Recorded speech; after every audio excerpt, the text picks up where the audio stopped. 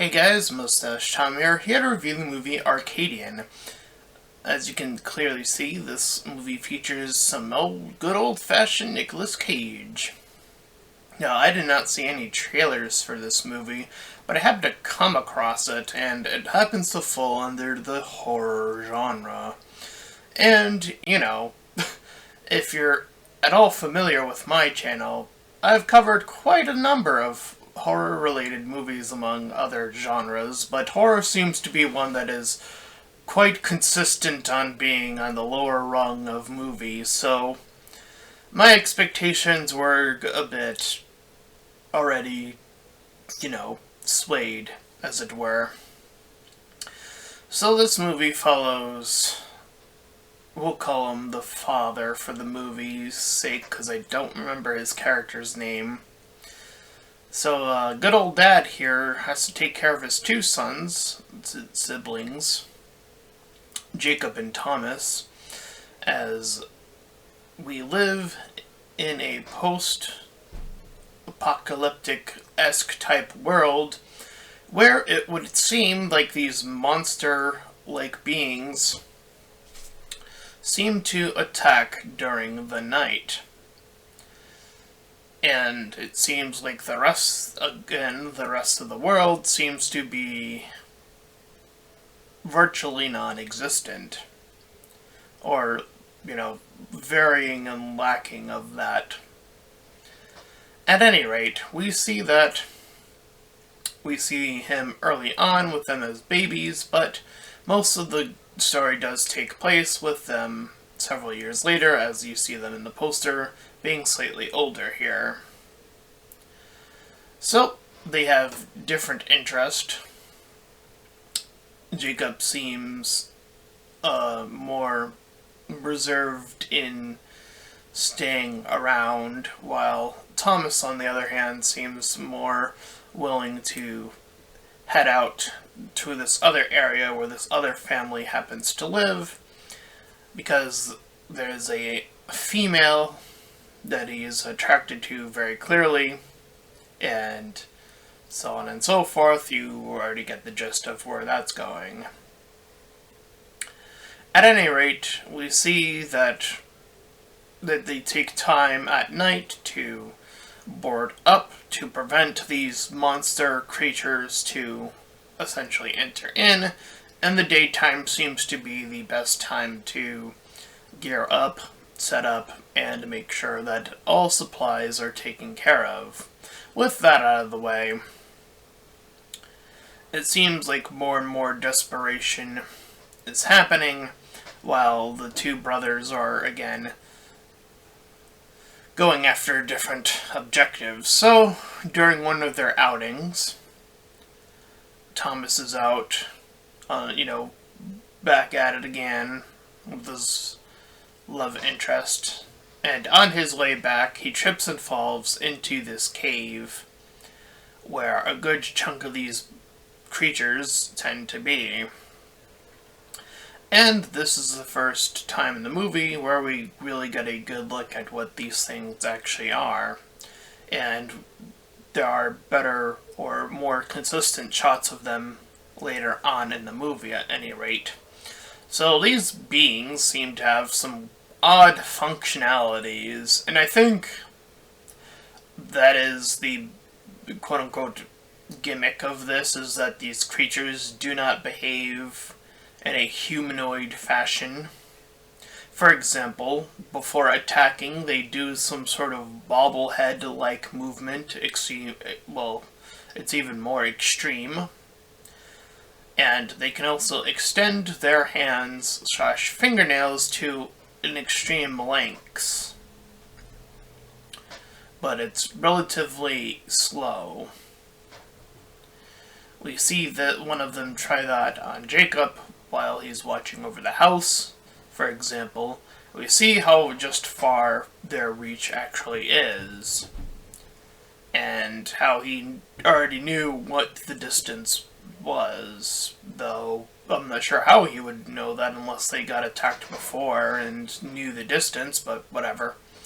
Nonetheless, he captures one, And this is easily the most frustrating scene in the entire movie, where he's trying to explain why he has captured one, while Thomas, when he returns, argues that they should kill it, not even allowing Jacob to explain why he has even captured one. In fact, Thomas seriously persuades Jacob to kill it, and then they do so, and then he says, "Oh, I wanted to study it."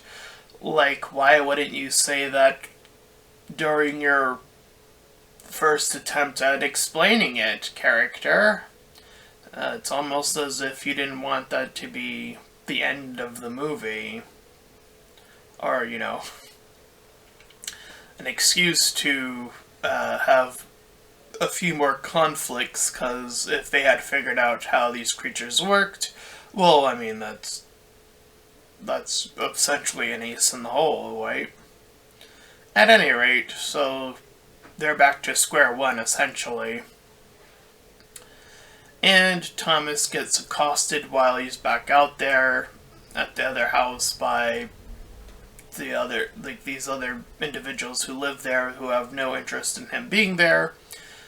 That area gets attacked by the creatures from underground, so they seem to also have this sort of knowledge, or they gain a knowledge as they proceed through night after night. And it seems like they have added that plan to the main house, our main character's house now, in which the three of them, that being the two sons and the daughter, the father gets unconscious after trying to save Thomas from the cave, so he's sort of out of it for a good bit. So the three of them end up back at the main house, and they're trying to hoard off these creatures as a multitude of them are making their way through. This is where the father decides to sacrifice himself when he sees just how many of them are and what their lack of resources will get them. So he burns the place down with him on a side that he's gonna die, essentially. So the two sons leave with the daughter, whose house was also burned down to a crisp earlier on after the attack on that area. So they are now on the road and in hope of search of a potential third area, or a new place, or as they indicate, a new place to start, or a new place to start over, essentially. And that was Arcadian, and I'm not sure what the reference to the title is. I'm not sure if it's based on a book or anything, or what. But at least I suppose there is very thin character work here in terms of what's going on.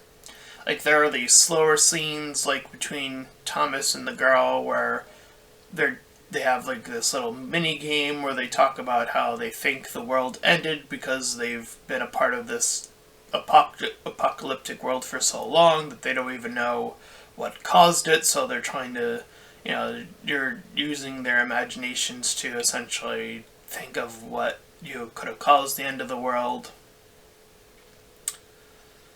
And so, there are little bits of character work here, but I always greatly appreciate when character work is at the forefront, and, the horror is, right in line with it.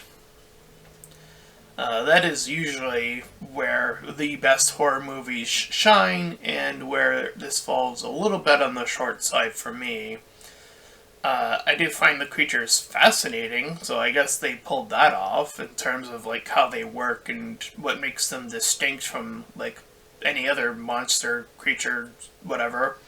So I guess they have that going for them in this movie.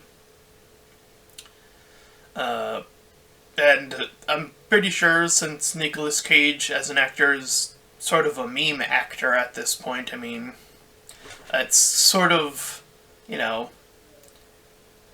a thing that has come across throughout his movie portfolio, but I would say his performance here is a little bit more subdued than some of his crazier performances in the past. And I have a feeling, that he is calming down as an actor, and this performance may mayhaps be an indication of that. But who knows? I mean, Anyway, in terms of the score, I think I would give it a 6 out of 10, like slightly above average. Like I said, I think what would have made it better, slash a 7 out of 10 or better, would have been that character work, making sure we understand who these characters are, establish them a lot better, have a lot more, have those quiet scenes really pan out in a way that helps us figure out what types of characters they are, what they want, what they're looking for, all those sorts of things that can help really flesh out a character. What they're good at, what they're not good at, a whole bunch of stuff that you can throw in there, right? And then, you still have your horror movie creatures, slowly being established, having them early on be sort of more creatures of the night, and as the night progresses, as the days progress, we see them getting more and more aggressive, and then we finally see what they are and how they actually behave. And yeah, I think that in terms of the horror, it builds up properly enough, but the characters aren't properly built up enough. So that's my review of Arcadian. And if you ended up enjoying that review, then please feel free to like, comment, and subscribe. Also, make sure to check out those links in the description. One, head over to my petition to help out smaller YouTubers. Second, to my PayPal, where you can help support me and my channel directly. And third, to my Discord server, you can join, collab, shield, all that cool stuff for free. And until next time, everyone, bye-bye!